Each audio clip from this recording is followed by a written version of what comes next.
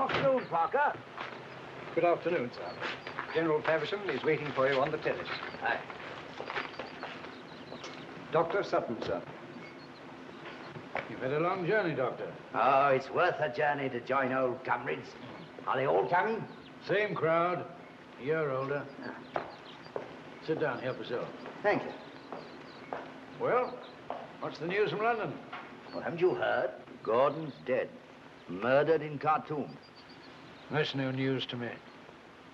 I said that was going to happen years ago when they first sent Gordon to Egypt. He wasn't hard enough.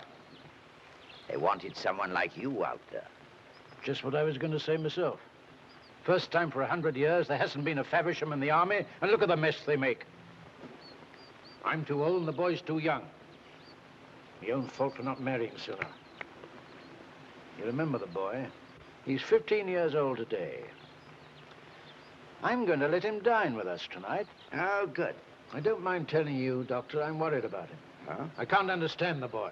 I sent him to the best army school in England, spent half my time telling him about his famous ancestors, and what do you think?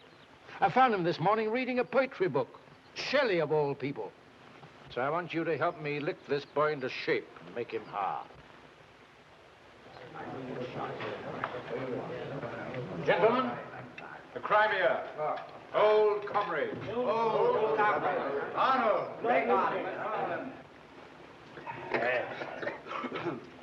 Crimea, by Jove.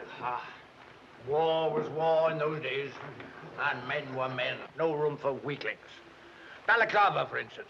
Here, you fellas remember the positions. Now, here, these nuts were the Russians. Guns, guns, guns. On the right, the British infantry. The thin red line. There was the commander-in-chief. And here was I, at the head of the old 68th. The right was impassable, the left was blocked. Behind us was the commander-in-chief. I realized the position in a flash. I said, the 68th will move forward. Immediately, one of my subalterns came to me, shaking. Absolutely shaking. I said, what's wrong, Travers? He said, I'm afraid to face those guns, sir. I said, would you rather face me? He took one look at my face and off he went. 10 minutes later, he was shot to pieces at the head of his men. As a soldier should be, eh? I quite agree with you, General. I can tolerate nerves before a battle, but I can't stand cowardice. I remember a soldier at Inkerman when a Cossack charged down on him. I saw a man raise his musket, fumble with his trigger, and then turn and run. The Cossack's lance went in at the back of his neck and came out in his throat. Best thing that could have happened to him. You remember Wilmington? Wilmington? Fine old service family. Father killed at Inkerman, grandfather blown up under Nelson, and uncle scalped by Indians. Oh, splendid record, splendid. What happened? Well, the general ordered him to gallop through the lines with a message. Paralyzed with funk. Couldn't move. General sent his adjutant. Killed before he'd gone 50 yards.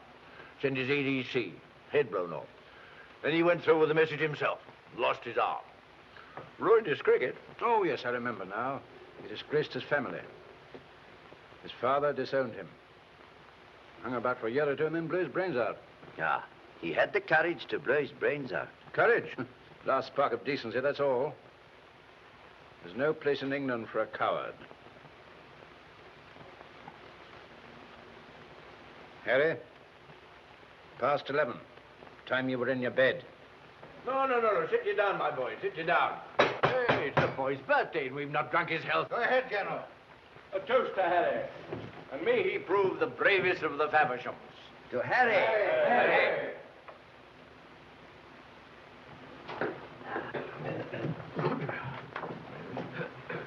Thank you. That's right, boy.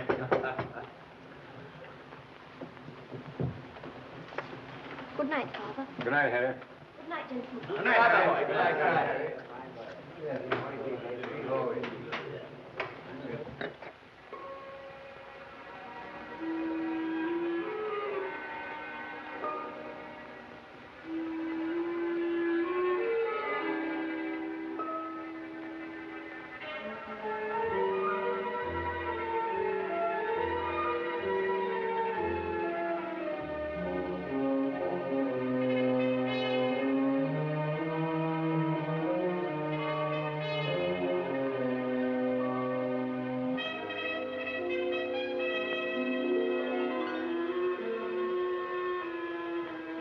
Harry.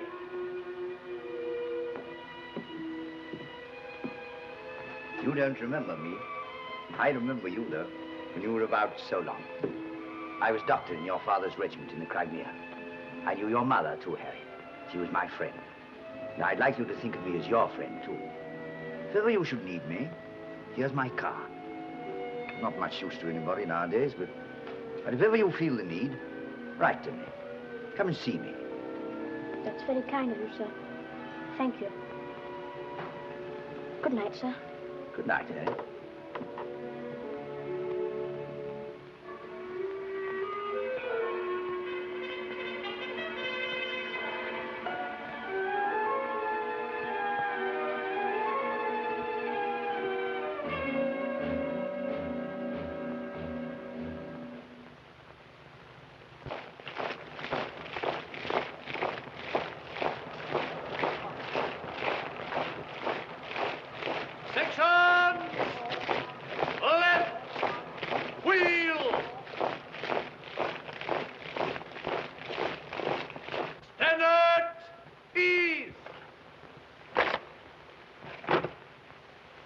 Years ago, General Gordon was murdered in Khartoum, and the British Army was withdrawn into Egypt without punishing the crime. Today, the Royal North Surrey Regiment is under orders to join Sir Herbert Kitchener's Anglo-Egyptian army for the reconquest of the Sudan.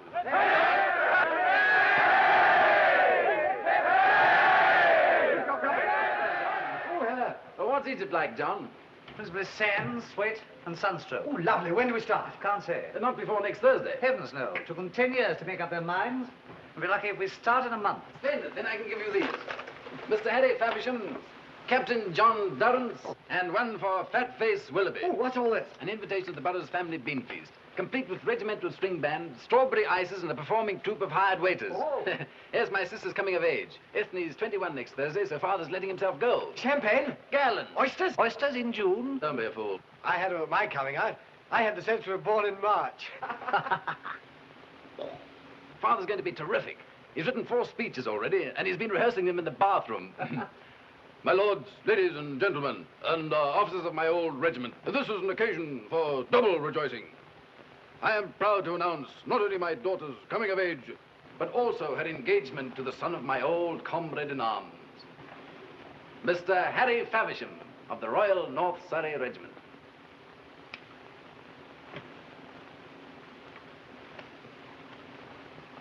What? Him? Our own Harry Faversham. Oh, this is very sudden. They've been signaling for it for months. Good luck, Harry. Thanks. Good luck, Harry. Thanks, John. What about this Egypt business? You can't take it with you, you know. When the dervishes catch a white man, they cut his nose off and hang him up by the toes. Ooh, disgusting business. All the money falling out of your pockets. I'll see you at dinner.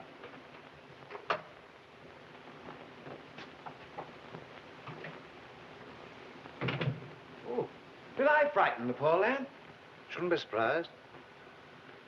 I don't know what's come over the lad. Can't take a joke. Never takes a drink. Moons about all day. Reads poetry all night. That's love, give me indigestion. Oh, time to get changed. So long. So long. I'm sorry, John. I was a fool to make a joke of it like that. I know how you feel about it. That's all right, Peter. It was for her to decide. I wish it had been you all the same. See what mess. After all, there are plenty of other girls. Plenty. For other men. Many years ago, I fought in the Crimea beside that very gallant soldier, General Faversham, whose death last year was such a loss to us. Tonight, I am proud to announce the engagement of my daughter to Harry Faversham, my dear old friend's only son. 10 years ago, when Harry was a boy, I raised my glass in his honor with the toast, may he prove the bravest of all the Faversham. Harry Faversham, coupled with the name of my daughter, Ethne. Good luck. Good luck, Harry. The company is now dismissed. The business of dancing will now commence.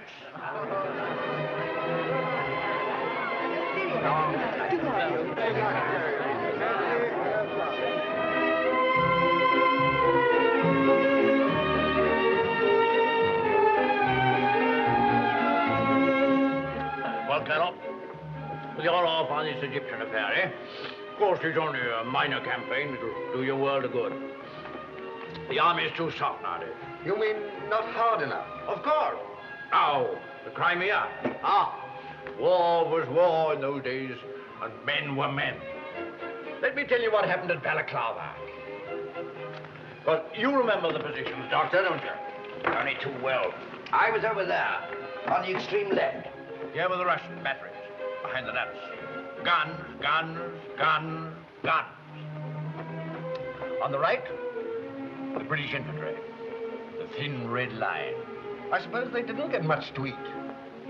What are you talking about? Well, sir, you said they were so thin. Ah, the line I meant, not the men. Oh. By here was the commander-in-chief. And here was I, at the head of the old 68th.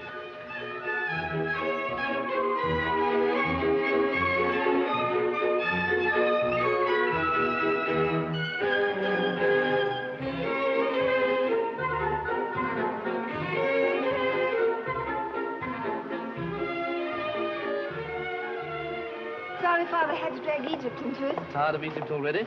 We have it for breakfast and lunch, and the honor of the regiment for supper. I suppose he quite understands you're marrying me and not the regiment. He's not quite sure about that. Are you quite sure?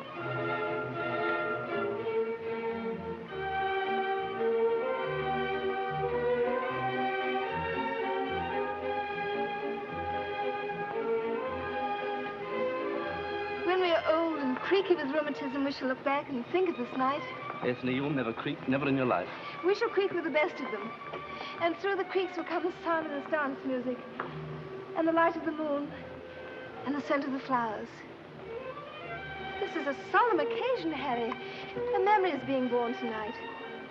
A memory that will stand the test of all the years. Moments like this are better than all the memories in the world. The memories will be the best, because they'll be right out of reach of uncertainty and care. Memories just float about on their own, with no shadows upon them. Dance music, the moon, and evening primroses. That's all.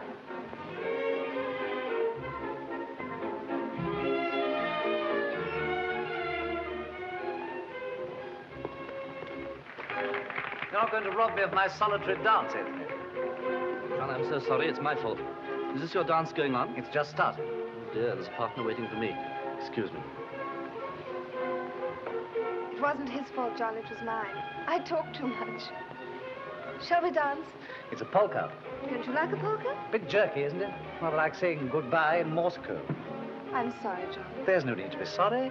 It's terribly hard to explain. There's nothing to explain. You don't expect a girl to sit down and write out a catalogue. Points why I love Mr. A, points why I don't love Mr. B. It's only Mr. B who sits down and puzzles out the points against him. You never saw such an impressive list. Reasons why Ethne Burrows doesn't love John Durrance. Reason 1. Don't, John. Oh, I put down about 40 reasons altogether. Reason 41 was she loves the other man. So I crossed the rest out. Thank you. Well, Harry's a fine fellow. With you to help him, he should have a splendid career. You'll enjoy helping him, won't you? I hope I shall be able to. You will. I think you'll be very happy. And I think I shall always love you. Oh, John, dear. I'm so sorry. Oh, rubbish. I shall be all right. You're not going to be sorry for anything tonight. Come and dance that polka. I've just learned it.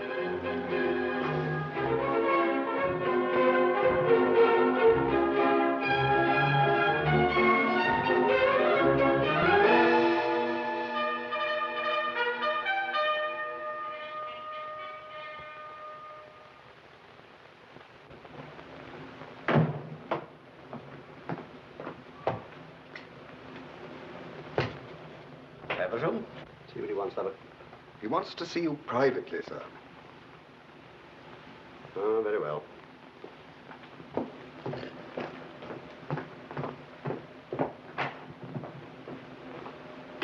Well, Feversham?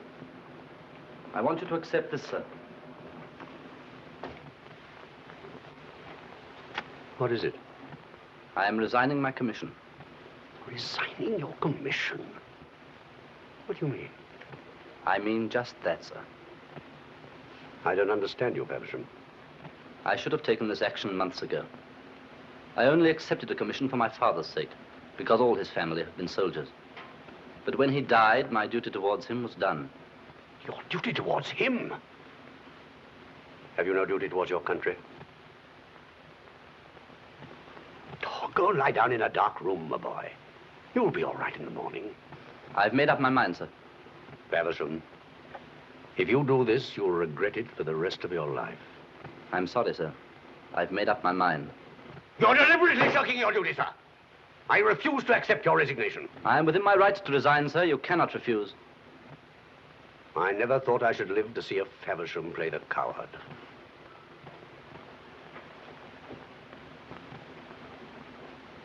May I go, sir? Yes. Go.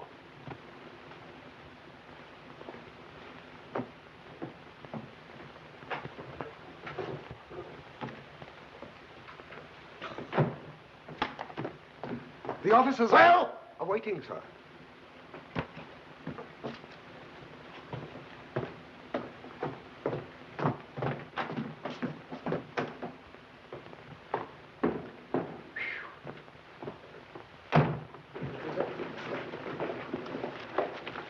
Gentlemen, final orders have just arrived. The regiment leaves on Thursday.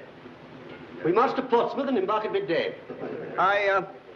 I've just received this telegram from General Kitchener. Glad to welcome your regiment to my command. Well, that's very nice, sir. Gentlemen, there will be one change in regimental orders for the 15th. Mr. Faversham has seen fit to send in his papers on the eve of his regiment sailing for active service. His place will be taken by Mr. Parker, who was to have remained at the depot. Glad you're coming with us.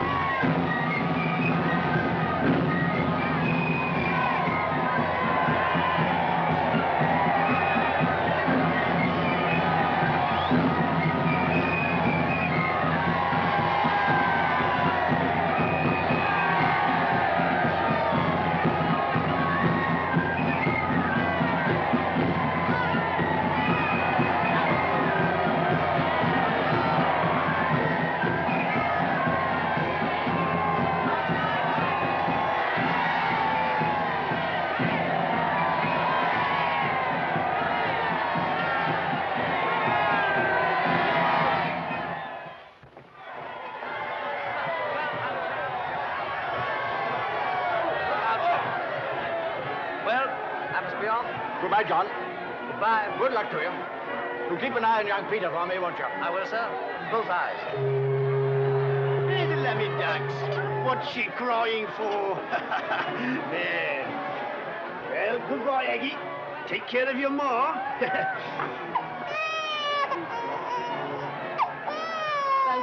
Goodbye, lovey. Don't take on now. I'm all right. Kids are going to miss you. Goodbye, my boy. Goodbye, Father. Goodbye. The dogs are going to miss you. Yes, sir.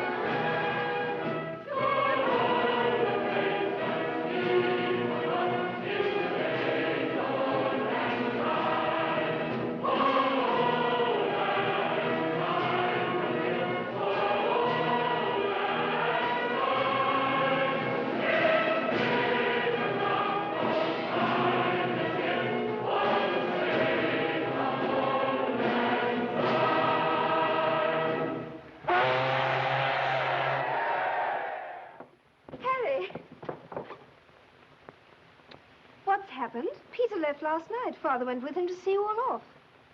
They've cancelled it. You're not going after all? They've gone. The regiment sailed this morning. But I haven't gone with them. I don't understand. We've discussed it so often. The futility of this idiotic Egyptian adventure. The madness of it all. The ghastly waste of time that we can never have again. What have you done, Harry? I've resigned my commission. I should have done it sooner. Long ago. It's released me from the life of an imposter. That's all a man is when he fails to be true to the things he believes in. I believe in our happiness. I believe in the work to be done here to save an estate that's near to ruin.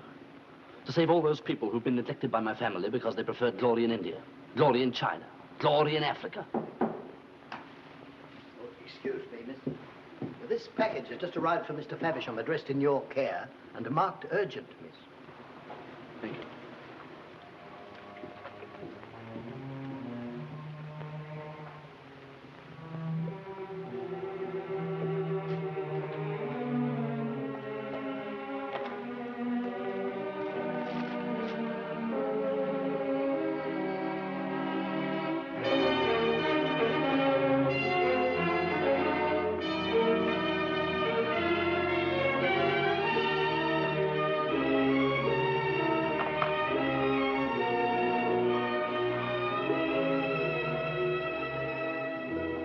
Thomas Willoughby.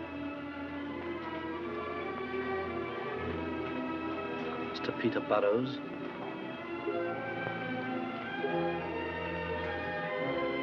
Captain John Durrance.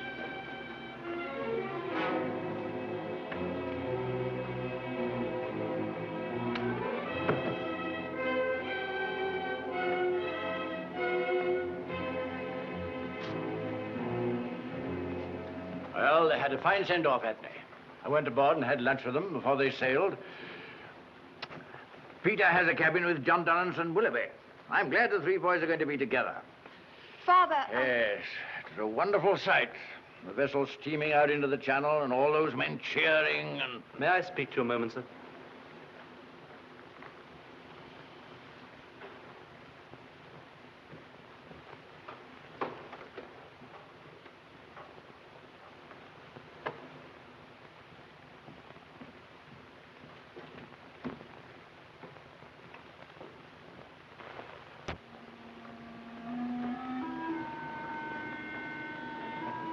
It was cruel to send these.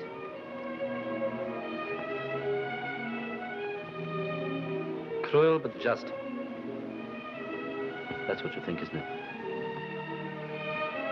You needn't tell me, Ethne. I can see it quite clearly in your eyes. We agreed always to be honest with each other, Harry. To keep no secret from each other. When you did this, did you believe that I should be proud of you? I thought you'd understand. We've so often talked of these things, and we've always understood each other. I know, Harry. We've talked and we've dreamed of things we'd do if we were free. Some people are born free. They can do as they like without concern for consequences. But you were not born free, Harry, nor was I. We were born into a tradition, a code which we must obey even if we do not believe. And we must obey it, Harry, because the pride and happiness of everyone surrounding us depends upon our obedience. I quite understand.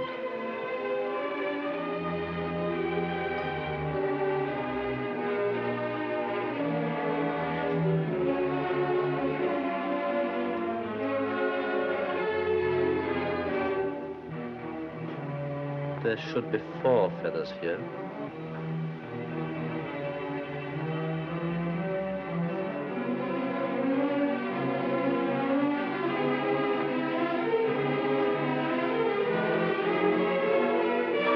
We agreed always to be honest with each other. Give it to me.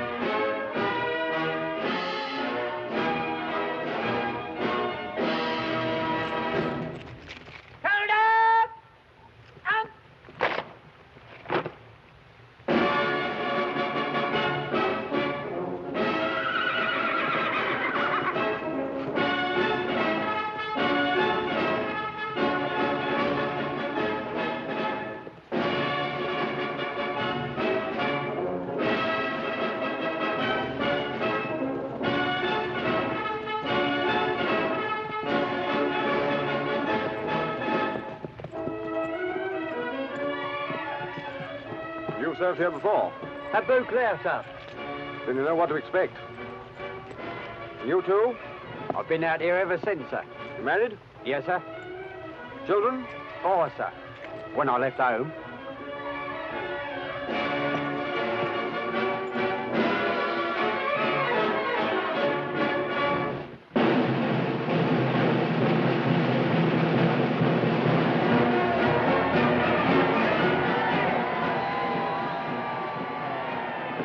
Harry Faversham. Doctor? Why, what's happened? I thought your regiment had gone. Oh, yes, they've gone. Like the guards have gone tonight. Years ago, Harry, I gave you my card. Do you remember? Yes, Doctor, I remember. In case you ever needed any help. Now, come along. We'll have a quiet supper at my club. It's just across the park. The Naval and Military. No, not there, if you don't mind, Doctor. Let's go to my rooms. Very well. You tell me you left the army because your duty to your home was greater than your duty towards a crowd of African peasants. Well, there's nothing dishonorable in that, Harry. If that's all, if that's the whole truth, then these feathers are an insult to be treated with the contempt they deserve. If that were all, I should have put them on the fire and you would have never seen them. But you know that it's not all. Just as Ethne knew. I was told a ghastly story when I was a boy, and you were there when it was told. An officer who failed to carry a message because he was paralyzed with fear. An officer disgraced and hounded out of society who shot himself in a back room of the Haymarket because his life was ruined. That story haunted me. Many a man is haunted by some fear. With me, it was more than fear. My father despised me. He believed me to be a coward. His belief turned fear into reality. I knew that if ever fate put me in the same position, I should behave like that man and meet the same end.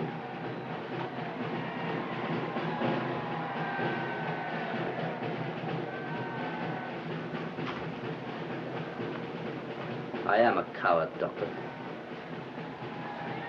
If I'd been anything but a soldier, I might have lived my whole life and concealed it. But to be a soldier and a coward is to be an imposter, a menace to the men whose lives are in your hands. When orders came for Egypt, I knew that fate was closing in round me, just as it closed round that other man. I fought against it. I believed in all the reasons I gave for shirking my job.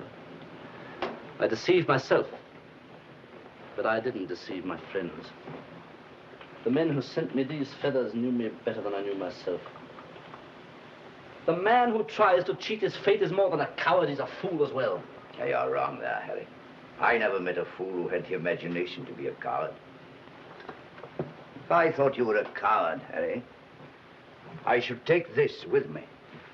Fight you for it if necessary. It's because I know you've no intention of using it on yourself that I leave it here.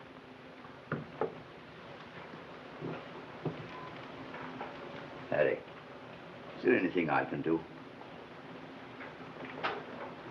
Yes, Doctor. There is something you can do. Yes? I shall be leaving England tomorrow. I shall write to you from time to time, just to tell you that I'm alive. If you don't hear from me for a year, you'll know that I'm dead. If that happens, I should like you to go to Ethne and tell her that at least I tried to put right the shame and humiliation that I caused her. Can you tell me where you're going? Egypt.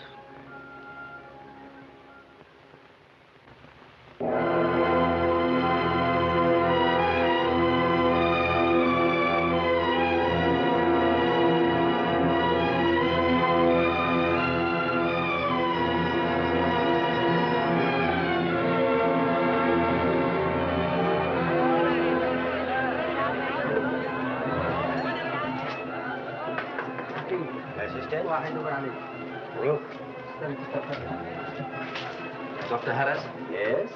I've come from England. I'm an old friend of yours, Dr. Sutton. Dr. Sutton, I remember him. I served with him in the hospital in India. How is he? As well, he sends you his greeting. What may I do for you? I have a mission to reach the army of General Kitchener. I want your help to disguise me as a native. You speak Arabic? No. You have some native tongue? No. But the army of General Kitchener is 400 miles away, across country in the hands of the enemies. How then can a doctor help you, except to certify you as mad? I'm told there is a native tribe called the Sangali that once revolted against the Khalifa. And in revenge, the Khalifa branded them, cut out their tongues from their heads, and made them outcasts. You know the brand? All men know the brand of the Sangali. Then you understand the reason of my visit, Doctor. But, my dear young man, you will miss your tongue in many ways. I will keep my tongue. No one will look for it if I'm branded. I can stain your skin, but I cannot imitate a scar that would escape detection. That I understand. Is your mission, then, of such importance? May I stay in your house until the wound is healed?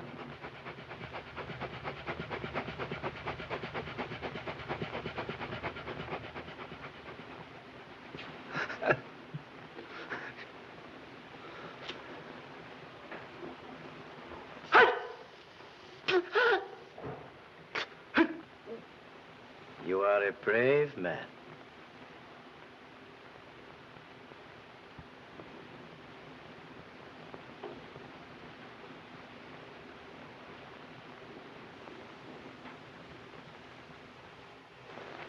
Ah, Lawrence. Told to report, sir. Kitchener's been talking to me. Now, you know what the situation is. The main army and provision ships must get up the Nile. Why, it's the only feasible route up country towards Andaman. But the river's blocked by the Khalifa's army, and our ships can't get through the gorge. Now, the Khalifa must be drawn away by some sort of bluff into the desert. Yes, sir. Now, if one of our brigades appeared on his flank, he'd have to turn away and face it. And that would leave the river unguarded. Yes, sir. Now, General Kitchener can't spare a regiment, much less a brigade, but he can spare a company. Number 5 company of the Royal North Surreys. Thank you, sir. 1 section, by the left, quick march. Number 2 section, by the left, quick march. 3 section, by the left, quick march. 4 section, by the left, quick march.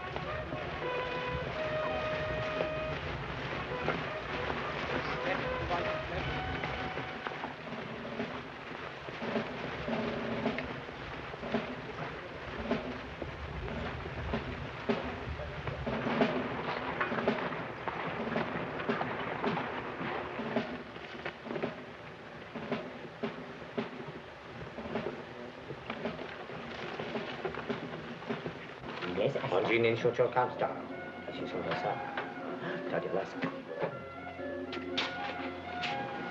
Who is this man? How much did he overhear?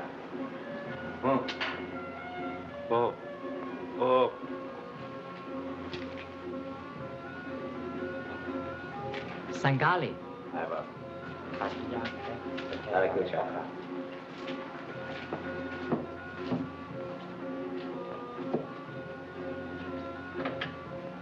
That was a very bad performance, Mr. Faversham. No true Sangali would enter a room with the self-assurance of an Englishman. Why was that fellow in such a funk? He was terrified you might betray him. Oh, I see. But for myself, I have no such fears. But I must admit I should feel a little more comfortable if you would tell me frankly why all this, the wandering, the disguise. In England, 4 people gave me a white feather apiece. They've got to take them back. Oh, a mad race, the English. No, not so mad. In England, a white feather is the mark of a coward. Ah, I see. Then why worry? Be a coward and be happy. No, Doctor. I have been a coward. And I wasn't happy. Tell me, did he bring any news? Yes, he says the North Surrey Regiment has left Abdu Hamid. By crossing the desert, you could pick them up at the Nile, perhaps near the 5th cataract. Part of Kitchener's army is going up the river in boats. They will be hauled up the cataract by native labor. There is your chance.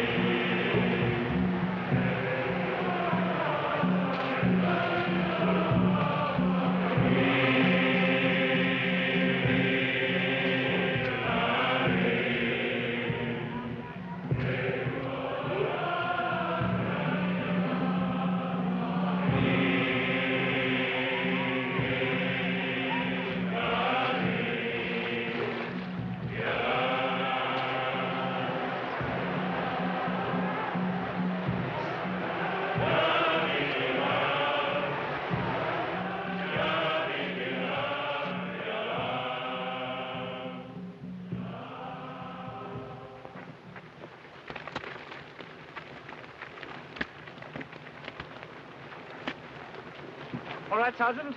All correct, sir. We've rigged up enough scarecrows to look like the entire blooming army. Ah, that ought to draw them all right. The men can rest, but be ready to move without delay. The moment we're spotted, we won't have time to sit about and admire the view. No, sir. I'll take the men back to the camp, and you watch from that jibble over there. Very good, sir.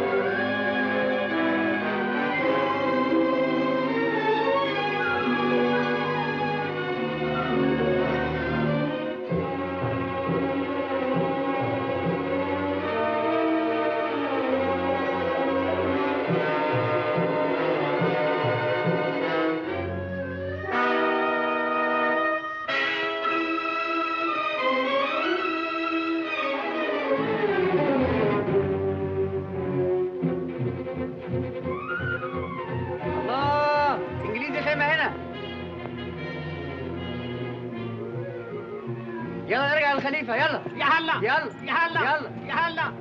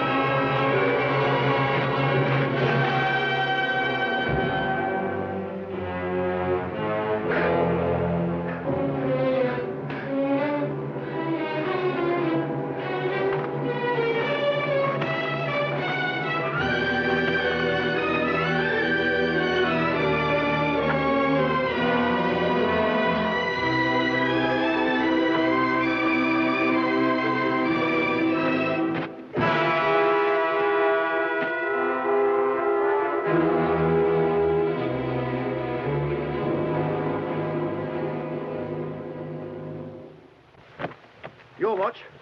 No fuzzies round here. I'm going to have a word with the captain. All right, Sarge.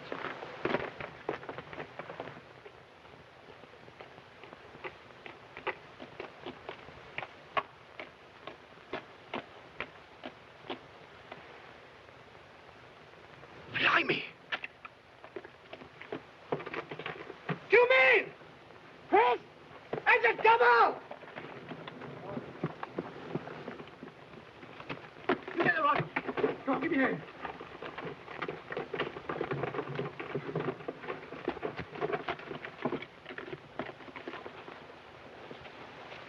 Didn't we ought to start him back to camp at once? His orders were to stay here till we see dervishes, and we ain't seen none.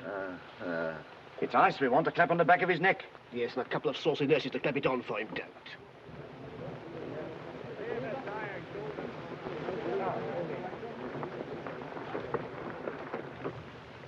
Can you see anything? No. I can't make it out. He said he'd be back by dawn at the latest. Well, perhaps he's spotted a covey of dervishes and wants to keep an eye on them. No, if he'd spotted any dervishes, he'd be back in no time.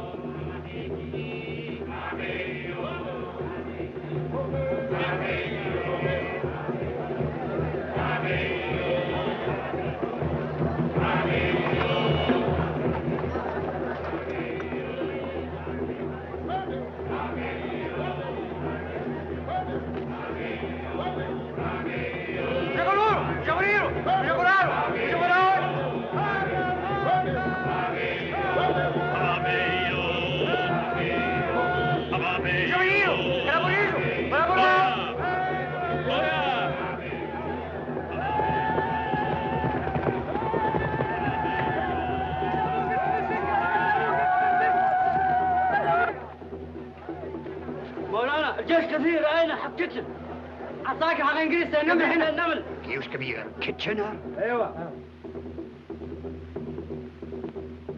نفير نفير نفير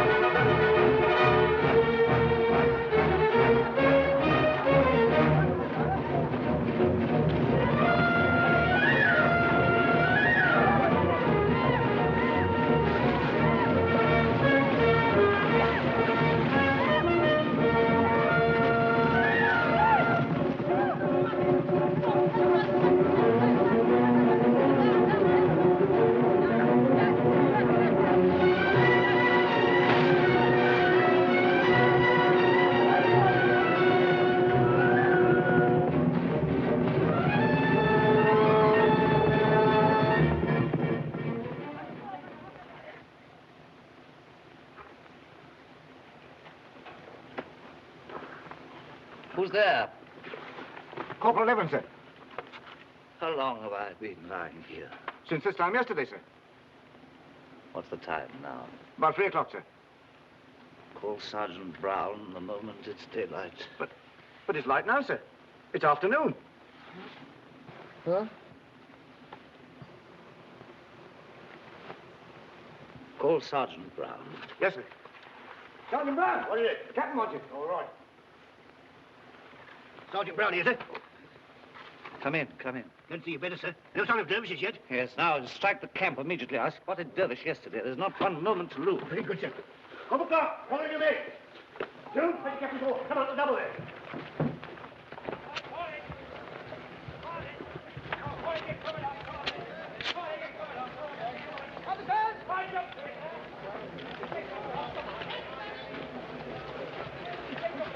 Ready to march off, sir?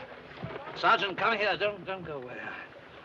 I want you to help me to my horse. Oh, very good, sir. Section, top.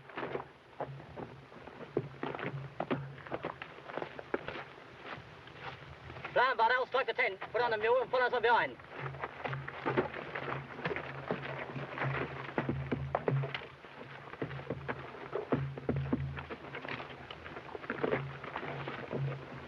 Second at 8, 6, march.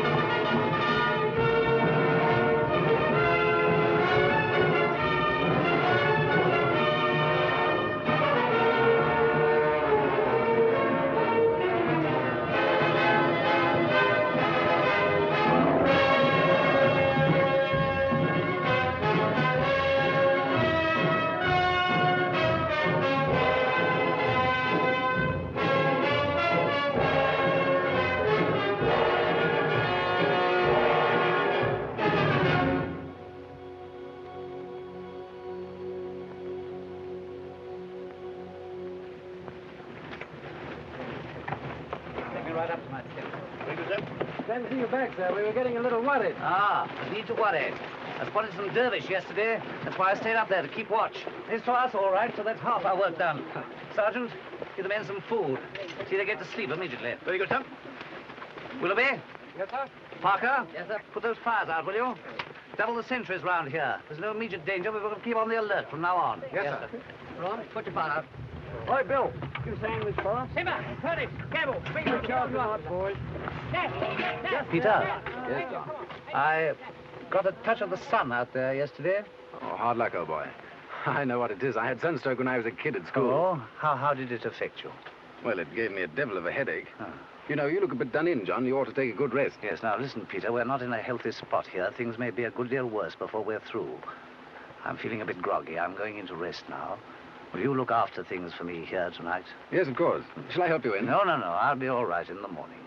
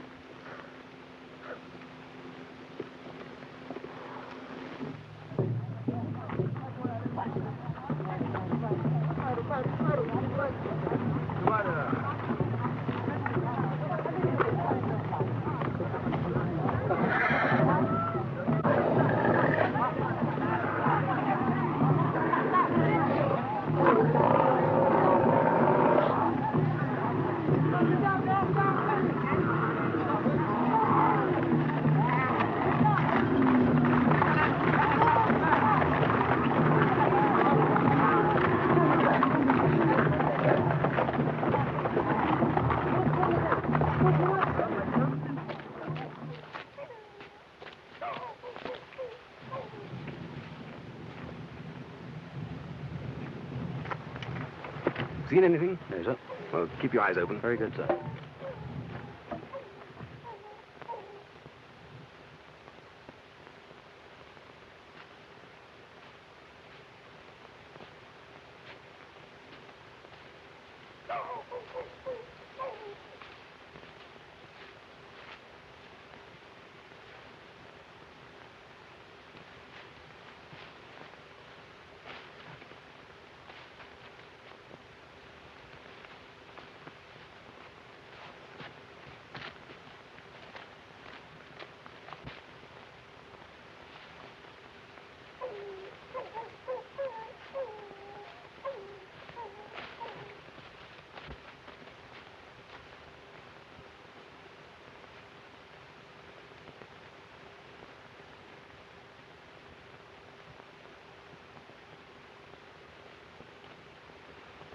The mules are restless, sir. Bad sign. Yes, I know. I shall be glad when the sun rises. Yes, sir.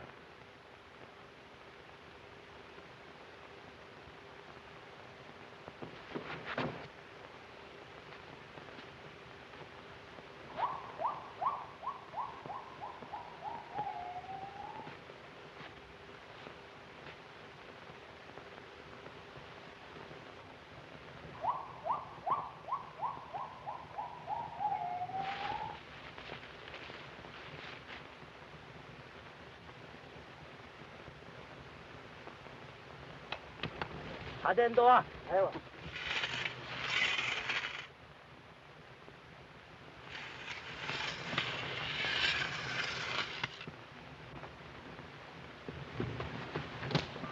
Alarm!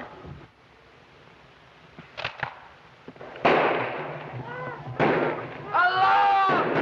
Bugler! Alarm!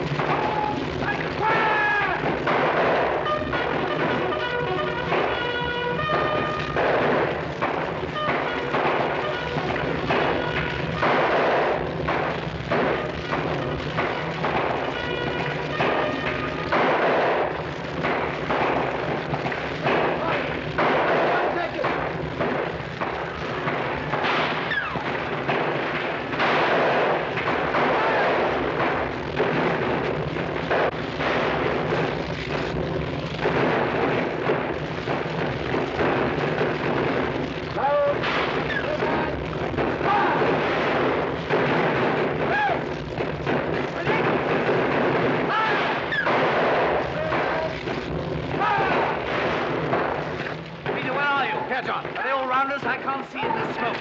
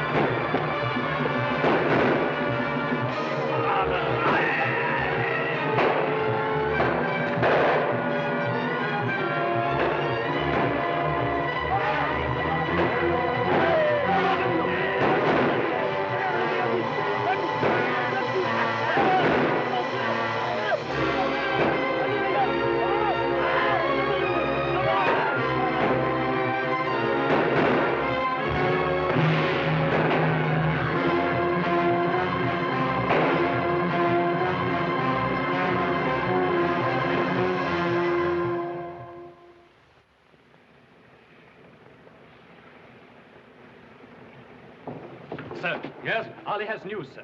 Good. What does he know? Said, Habakois, El Khalifa Sabenil Magish. What? Well, the Khalifa's left the Nile with his whole army. Fine. That's the news we're waiting for. Ransom, give all this to Said at once.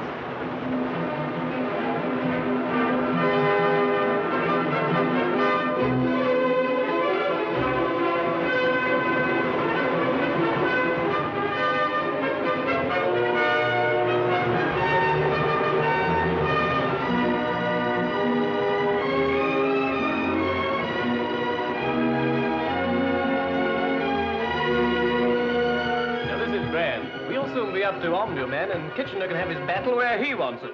Thanks to Durrance. He's done a magnificent job.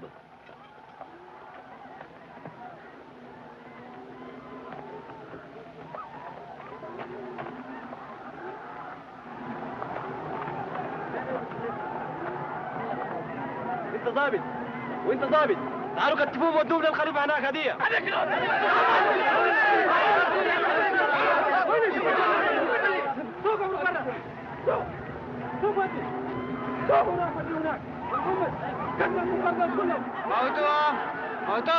Потом.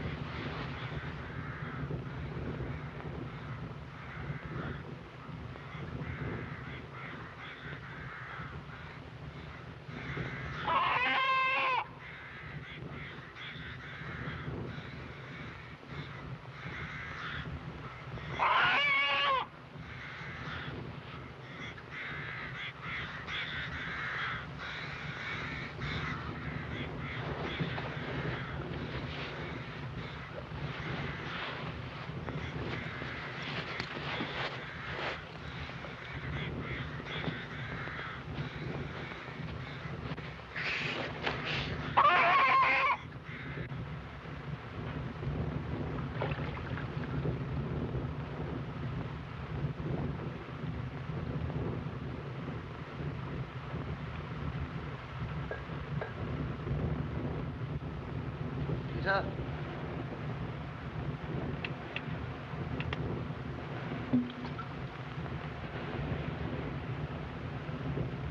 Is that you, Peter?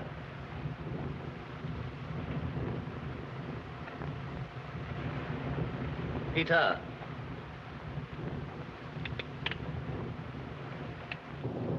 Peter. Peter. Peter. Willoughby! Burrows!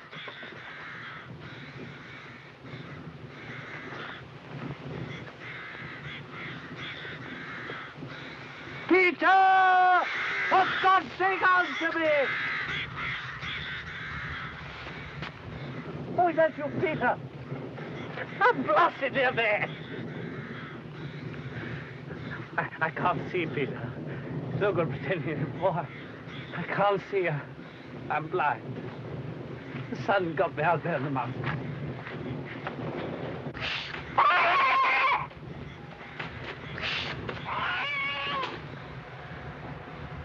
Why don't you speak? What's the matter? Who are you? What, are you all dumb? You've never seen a blind man before? Who the devil are you? Speak! If you can't speak English, speak Arabic, but speak, speak! Well, it's true then. They're all dead. All my company wiped out. Nothing but a blind man and a dumb lunatic. There's nothing left but death from thirst. Come here. Come here. Lean your head against the one cool thing left in this blasted furnace. But you won't? All right. Well, go to the devil alone.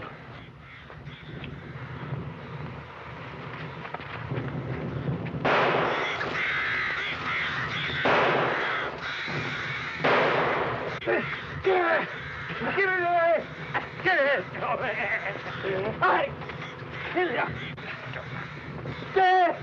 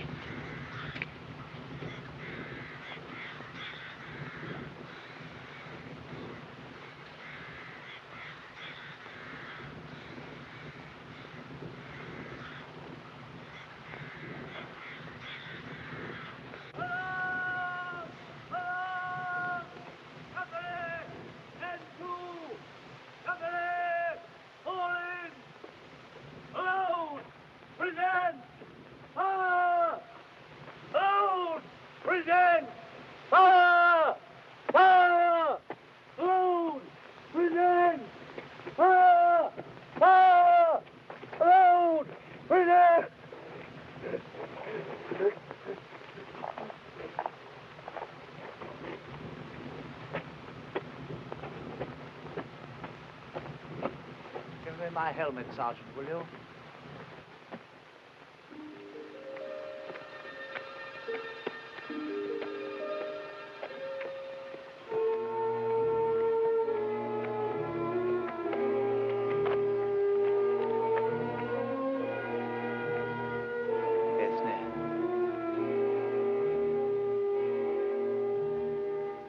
Don't you like the polka? A bit jerky, isn't it? Ethne, I shall love you always.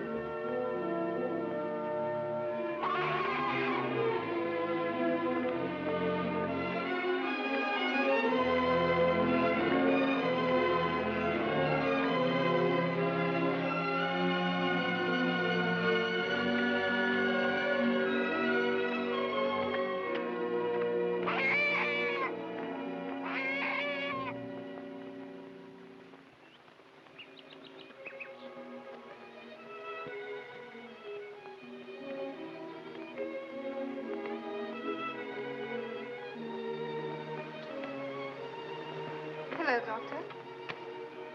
I'm glad to find you alone, Ethne. I really came here to talk to you.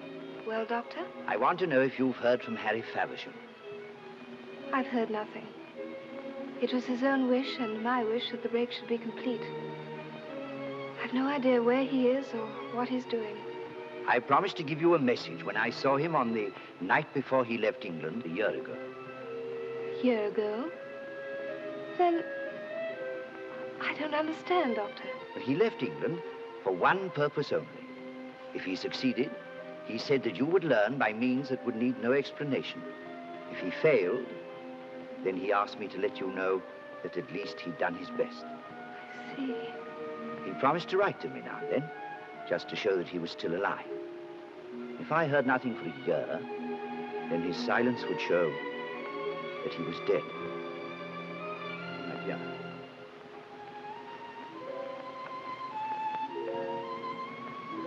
So that's the end. You think I behaved brutally to him, Doctor? No. I did behave brutally. I behaved like the worst kind of coward. I failed to help him when he was so terribly in need of help. Nothing that you could have done would have made him alter his decision. I could have helped him. If you'd gone on your knees, you could have done nothing. His mind was made up. You must always remember that, Ethne. For the sake of his memory and for your own happiness. Oh, Ethne! What are you two mooching about outside for? Just having a dose of your country air, General. It'll be a dose of bronchitis if you don't take care. Come on in, Ethne. Give us some sherry.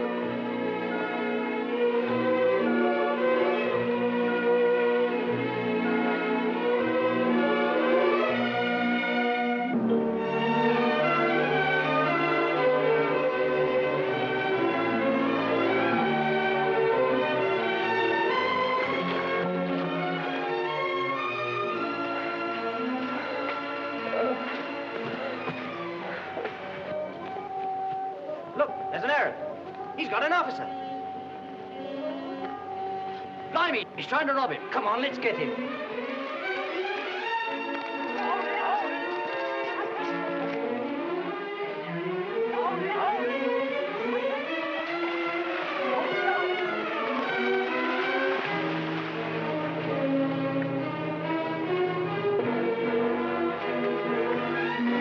Abdul, ask him what he has to say.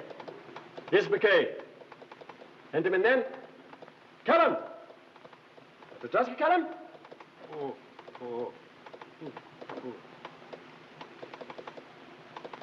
It is useless, Your Excellency. He's one of the Sangali tribe. He cannot speak. Put him with those 2 horse thieves we got yesterday. Send him to Abu Hamid to mend the roads. March him out, Sergeant. Sir.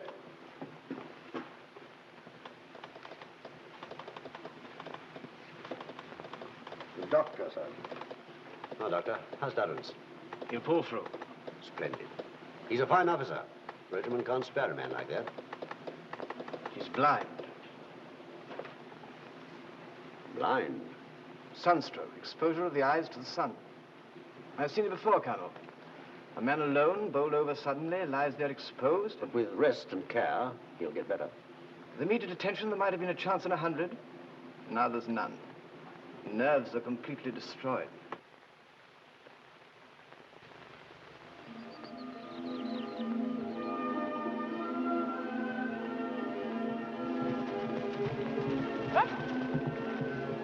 Good work, boy. Good work. Good work. Ha-ha! You'll have me riding to hounds in a couple of weeks. Up another 6 inches, Joe. No more today. Just one more, just a tiny little bit more. Tomorrow, John. It's time to dress for dinner. Dress? I can dress in 10 minutes now. Knocked 2 minutes off my record this morning. There's your shaving lesson before dinner, too, sir. Ah, yes, my shaving lesson. Also my lesson in making bow ties. Lots of fun in going back to school again, Ethne. Joe's a great teacher, ought to be a professor. Easy with a good pupil, sir. And no more of those infernal chopped-up meals. I'm feeling like a lesson in carving roast chicken tonight. I'll see you at dinner. Come on, Joe. Thank you. Brave man. I hope I can make him very happy.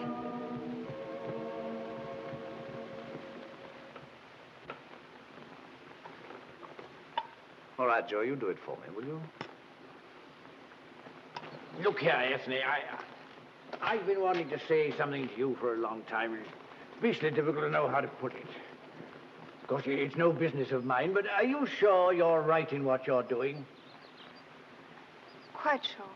You know, a man becomes a soldier with all the knowledge of the risks ahead of him. If misfortune comes, it's all part of the game. He doesn't ask for any pity or sympathy, but you've got your whole life before you. I know it's a noble, unselfish impulse, but for 30 or 40 years, maybe 50 years... Father, please don't talk about being noble. There's nothing like that about it. It's just... Well, it's just that I've made up my mind. Yes, the Arab is a strange, unexpected creature. Yes, wait a minute. You haven't heard the end yet. Here's a solitary Arab. Heaven knows where he comes from or how he's alive. He packs my map, slings my water bottle around my neck, and never says a word from beginning to end. That must have been uncanny. Uncanny. It nearly drove me mad. Yet I knew all the time he was trying to save me. How many days we traveled, I shall never know. I was crazy with fever. Must have been the best part of a week.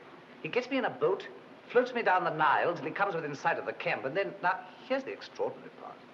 Having done enough to win the Victoria Cross, he lays me down outside the camp and calmly begins to rob me. Oh, nothing strange in that. Just Eastern business mentality. He'd done a job of work and was taking payment. Poor devil got less than he bargained for. I carried no papers on active service and no money. Well, you've got nothing. Nearly got one thing. The only thing I was carrying. Remember this? It's my letter. Your letter. There's a funny thing in this letter. Ethne, read the postscript you wrote. It's still got some sand in it. And keep the sand as a souvenir. Thank you.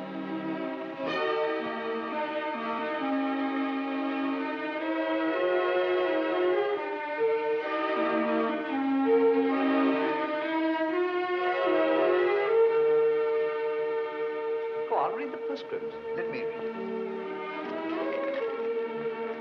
P.S. Take care not to get sunstroke. You always said I knew too much to take advice.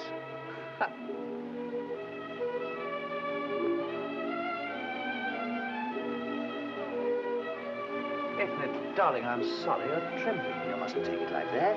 It's all over now. It might have been a lot worse. I'd have been dead 6 months ago if it hadn't been for my little Arab friend. And what happened to your little Arab friend? Wish I knew. They sent the poor devil to a convict gang. When I came to my senses, it was too late to find him. He'd escaped. I was never able to trace him. Now for a turn in the garden. Stay here. I'll get my coat. And fetch yours, Ethne. Oh, my letter.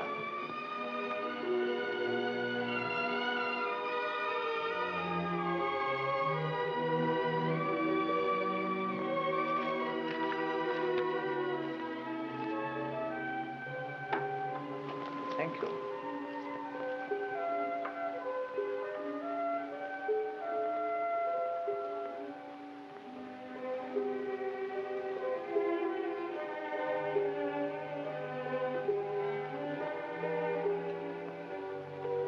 So Harry's alive. Or was when he paid that debt.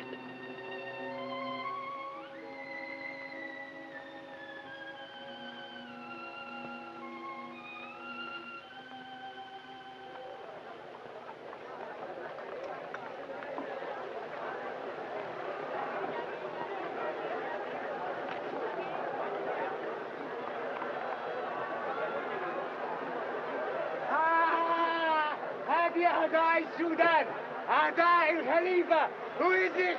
Leaving. Hi, Peter. Not going to entertain us for nothing.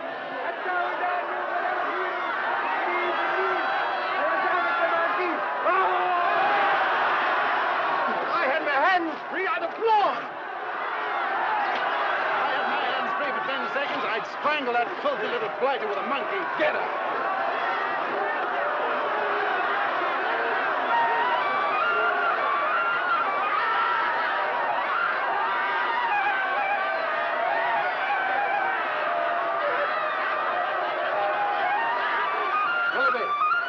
Do I still look sane? No. Do I?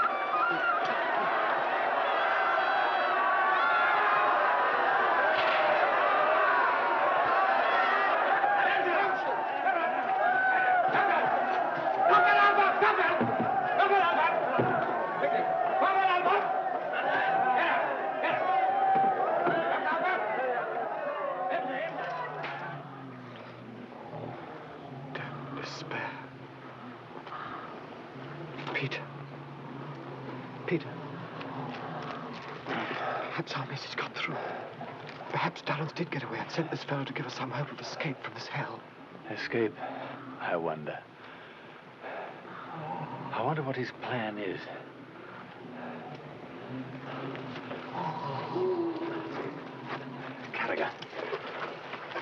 Carragher Pasha.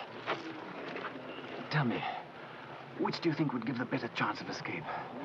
The desert or the river? How should I know? Nobody has ever escaped from here. But surely some attempts must have been made to free you? Yes, years and years ago. But they all failed. How long have you been here? Since Igor was killed. 13 years.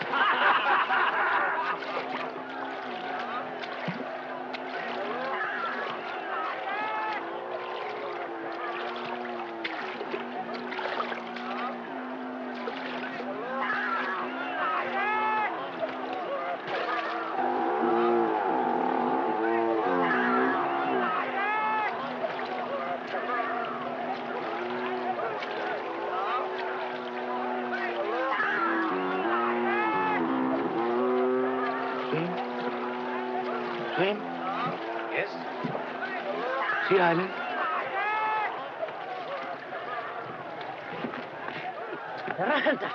Tomorrow, boat waiting.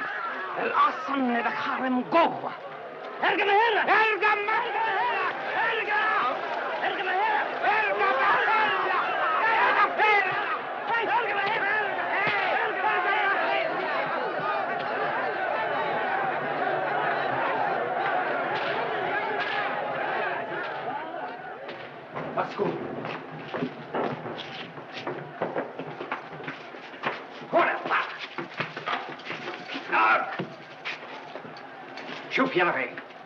So, the man musician Ondurman was a British spy. Gala Inglese. What message did you give to your British friends? Calanfolus. The Khalifa will reward and spare you if you will do his bidding. What do you know of Kitchener's army? Calabasemo. If you won't answer, we'll flog you until you do. Answer! Hoyompa!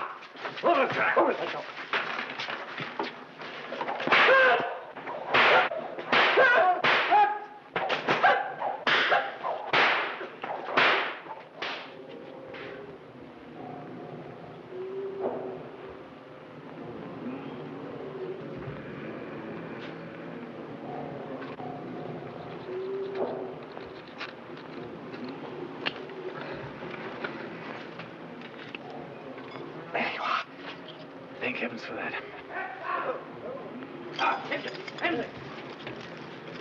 Kapper! Kapper! Hold over 10!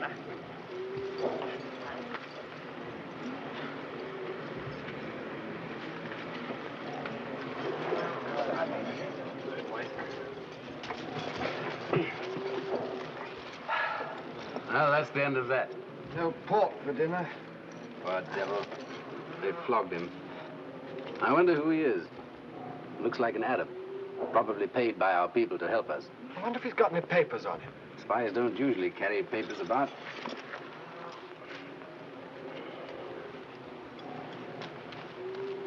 Well, I made a nice mess of that, didn't I? Havisham. Harry, how the devil did you get here? Who sent you? Nobody. What you doing here? For heaven's sake, explain, Harry. There's no time to explain. We're in an infernal mess, but there's still a chance. Now listen to me. The Khalifa has gone out to meet Kitchener. If he gets beaten, he'll slit our throats in revenge. If he wins, he'll slit them out of pure joy. Right opposite the prison gates is the arsenal of the Khalifa. That's our one chance. Just a couple of guards and a few storekeepers, and that's about all. You got that file? Yes, that file was an absolute brainwave. Right, we must work like blazes. Now, is there anybody here who understands the language of these poor devils? Yes, that old fellow over there. I'll go and fetch him. You all right, Harry? I'm all right, face. Harry, this is Karaga Pasha, once governor of the province of Kordofan. You speak English from the language of these people? I speak Arabic and Greek. They all understand one or the other. Then you can do a great service to yourself and to all these people. Will you tell them that I have brought the means of setting them free? Tell them that once they are freed, on no account must they make a sign or a movement until they get the word from me. We must work very fast. Tom, break that file in two. Bring me the strongest man first. Fix! Fix! Bayonet!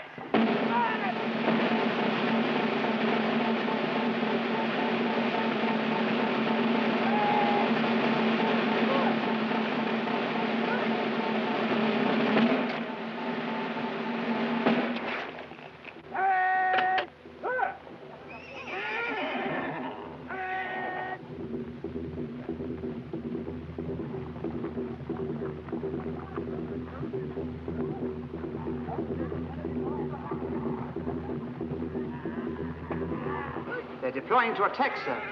It's their whole army.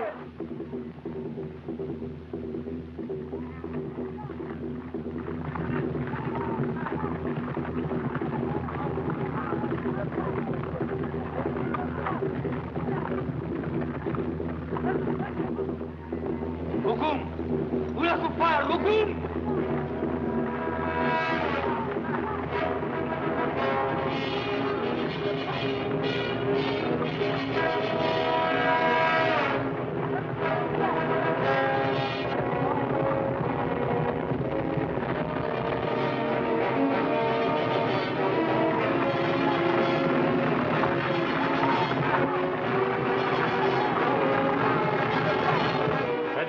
to the right.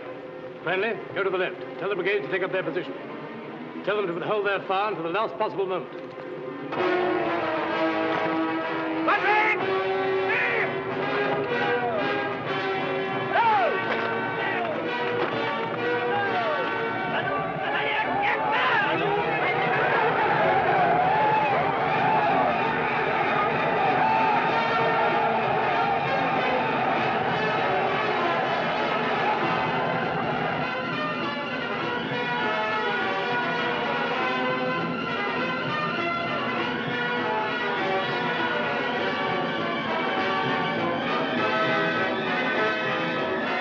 Right, ain't it? Getting horrible close. When do we fire? When we're told. Stick it, lad. If you can't look at them coming on, shut your eyes. I'll nudge you into open them.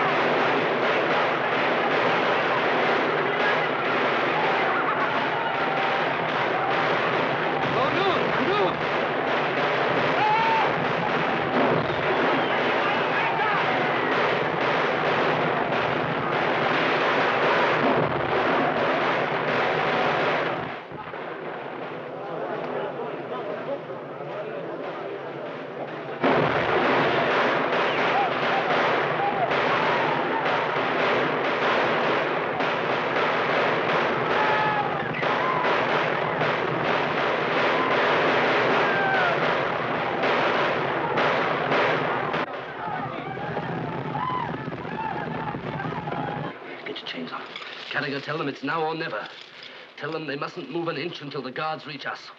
ما فيش حد يتحرك، دي آخر فرصة لنا عشان نخلص مع الكلاب دول. كل واحد يستنى لغاية ما يجوا قدام ضباط الإنجليز.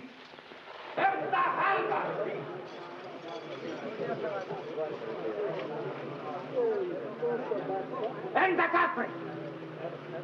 أنت يا كفري! أنت يا كفري! هو يا كا! هو يا كا! هو كبيرة! هو علي! مصطفى!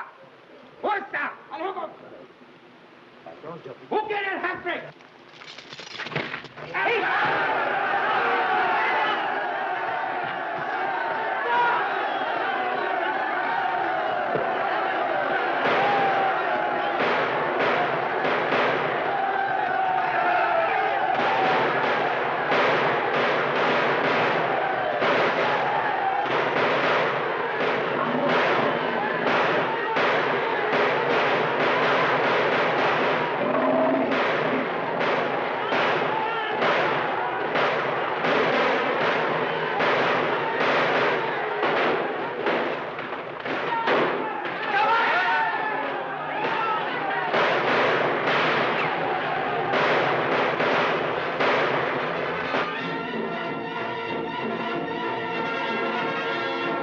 Again, sir. Hello! Aren't so many of them now. No of us, sir.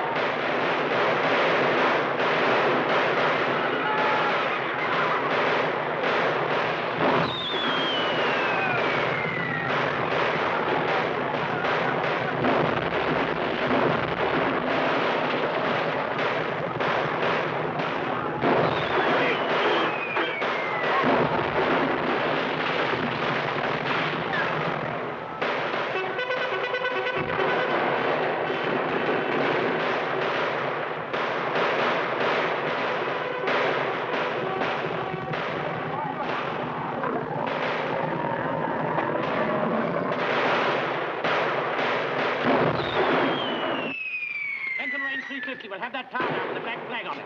That's the arsenal, sir. Good, then we'll blow it up. Length and range 350.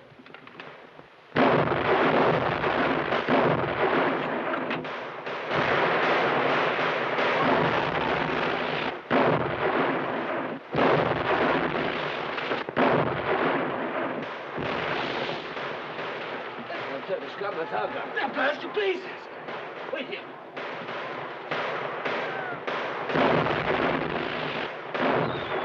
They're firing on the black flag. Let's get it down. Something else on instead. Hit it in. This will do. Harry, look here.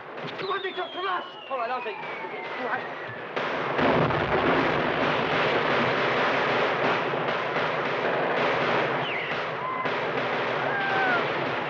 They're lowering the flag.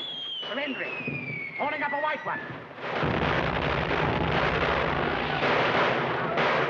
It isn't white, sir. It's ours.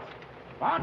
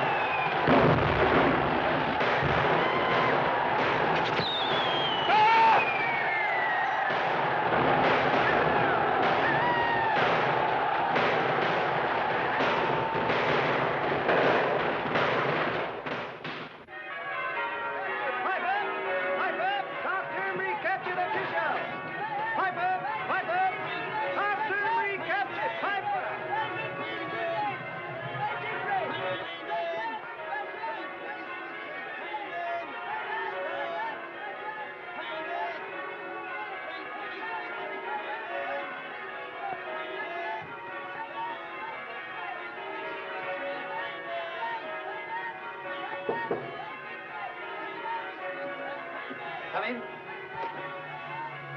Hello, John. Hello, Doctor. How are you? Have a drink. On the table there.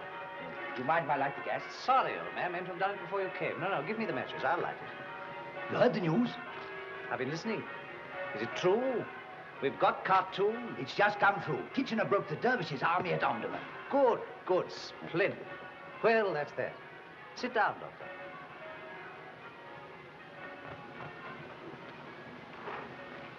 Whiskey? Not just now, John. You've seen Dr. Westley? I've just left him. Heiner, the German specialist, was there, too. Oh, nice fellow, that German. Took a lot of trouble.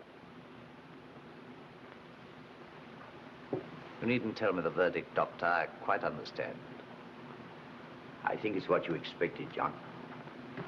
He doesn't feel that an operation... Neither did I. A man gets to understand these things. If there had been any sort of spark left inside that could be fanned up again, I'm certain I should have felt it there. I've known for some time that they were stone dead. And Heiner explained that the trouble sometimes comes from a lesion that can be repaired by operation. In your case... In my case, it's a complete blackout. No harm in getting the best man, anyway. You earned your whiskey now, Doctor. Thanks. Might have been a lot worse. If I had known from the start it was hopeless, I'd probably have blown my brains out. Today, it isn't half so bad. I've been learning to read this Braille stuff. Funny how quickly the fingers get sensitive. Listen. Be not afeared. The isle is full of noises, sounds, and sweet airs that give delight and hurt not. Sometimes 1,000 twangling instruments will hum about mine ears, and sometimes voices that if I then had waked after a long sleep will make me sleep again. And then, in dreaming, the clouds, methought, would open and show riches ready to drop upon me, that when I waked, I cried to sleep again. Splendid. Marvelous, isn't it? I knew that bit by heart, anyway. Here's to your health, Doctor. Here's to you, John. To Kitchener and his bright lads in Khartoum. Now, stretch out your legs and read the news. There's a report by Mallinson, the war correspondent. Khartoum, 2nd September. Good, good. Now do read it. From the shadow of Gordon's palace, I am proud to send news of a glorious victory. At dawn this morning, after a wild night of storm and rain, scouts reported that the Dervish army was massing to give battle upon the hills above Kerere. That's where the legend said the British would be destroyed. Now, if the Dervish had ignored that silly rot and forced... Oh, shut up and listen. Sorry. At 6 o'clock, the Dervish army advanced in mass and flung themselves with fanatical bravery upon the British squares. Within 2 hours, the Dervish forces were broken in flight. A full report on the fighting at Kerere will be sent when details are available. But your correspondent, who accompanied the Royal North Surrey Regiment... Good old Surreys. ...was privileged to witness the most dramatic and astonishing scene in this inspiring day. During the battle, the prisoners in the Omdurman dungeons overwhelmed their guards, captured the arsenal, and held it until relieved by Anglo-Egyptian troops. The achievement was led and inspired by 2 British officers of the Royal North Surrey Regiment, captured in the fight at Gakdul Wells, Lieutenants Burrows and Willoughby. Peter, alive! And good old Willoughby! Isn't that splendid? What's the time? Time is just on 7. We'll go tonight. What? We'll be the first to tell Ethne and the old man. Ha! He'll be crazy with excitement about this. Joe! Joe! Yes, sir? Pack my bag. Send a message round to Dr. Sutton's house to send his bag round here. We're going to General Burrows, the 8:15 from Paddington. Oh, but I've got an important appointment in the morning, John. And, Joe! Yes, sir? Tell Dr. Sutton's man to cancel all his appointments for tomorrow. Oh, but Ethne and the General will know before we get there. They won't. They never get the evening papers in that place until the morning. We'll just walk in and break the news. And the War Office is certain to send a telegram. You've always got some confoundedly cold-blooded reason for doing nothing. Anyway, we'll be the first to congratulate them. Don't you realize what this means? Peter alive and done a grand job of work into the bargain. Is there any more? Read that last bit again. Huh? Lieutenants Burrows and Willoughby, whose release from prison was due to an act of heroism described to me personally by Lieutenant Burrows. A man posing as a dumb Sangali native gained entrance to the prison with means of cutting the chains of the captives. He suffered torture and faced death to do so because in reality he was until recently an officer of their own regiment. Lieutenant Faversham.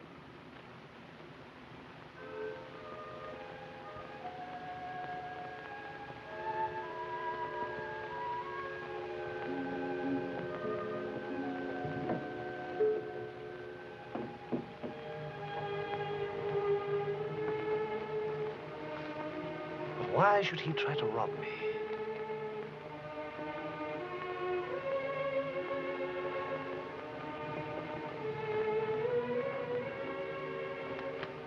Doctor. Yes, John? There's some notepaper on my desk there. I want you to write a letter for me.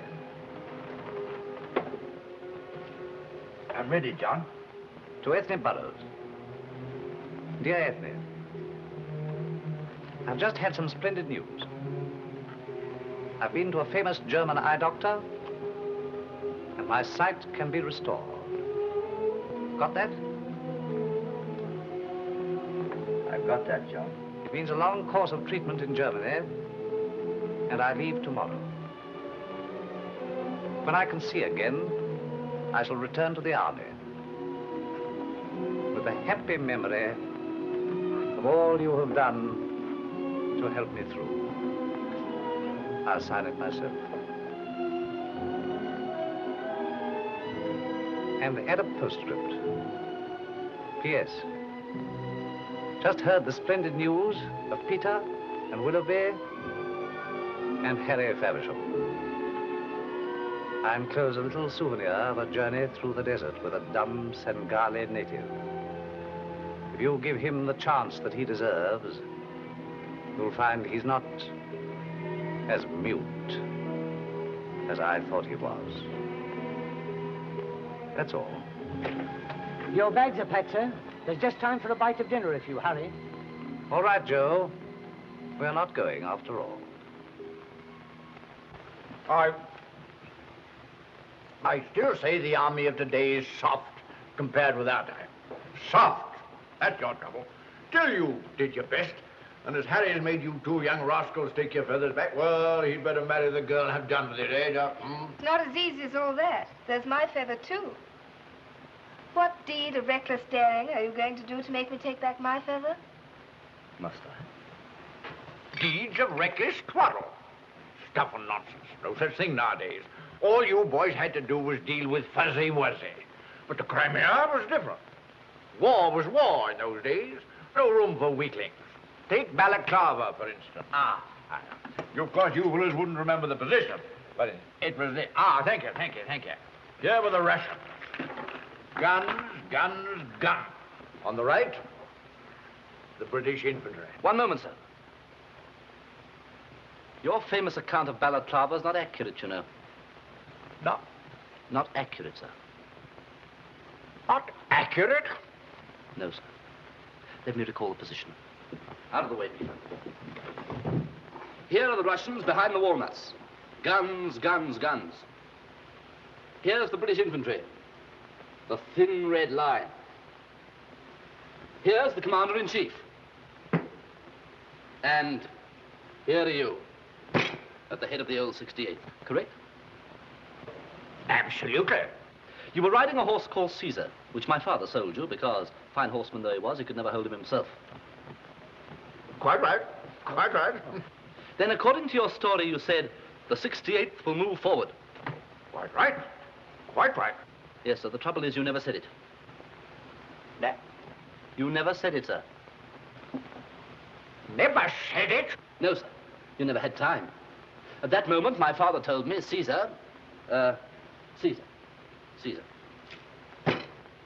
startled by a stray bullet, took the bit between his teeth and dashed straight at the Russian lines. Away went Caesar, away went you. Away went the 68th, away went the commander-in-chief, away went everybody. And another magnificent mistake was added to an already magnificent record. But nobody ever said the 68th will move forward. Unless it was the horse. Come on, sir. Own up. Well, after all these years, it's rather difficult to remember all the details, but... Confound the boy, I shall never be able to tell that story again. You're fed.